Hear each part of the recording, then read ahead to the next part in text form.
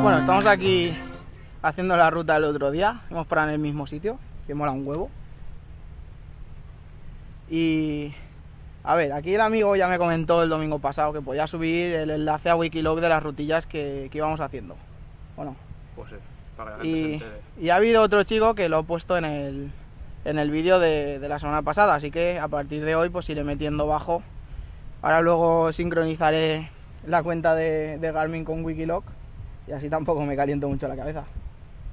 Y así que bajo, por ahí bajo estará la ruta por si a alguien le mola las vistas y es de Valencia y le apetece hacerla, porque como sea de lejos le va a dar igual.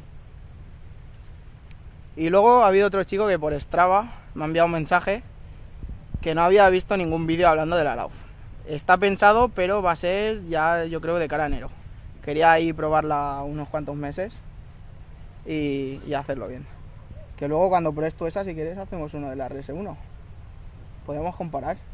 Comparación RS1 ves la... Ya la iremos probando a ver. Pues ya que tenemos así las dos suspensiones más raras, pues haremos algún vídeo en plan comparativa. No podemos probar la Kashima, pero bueno. Esto no está a disposición. Al menos dos, las más raras. Así que, nada, mañana más.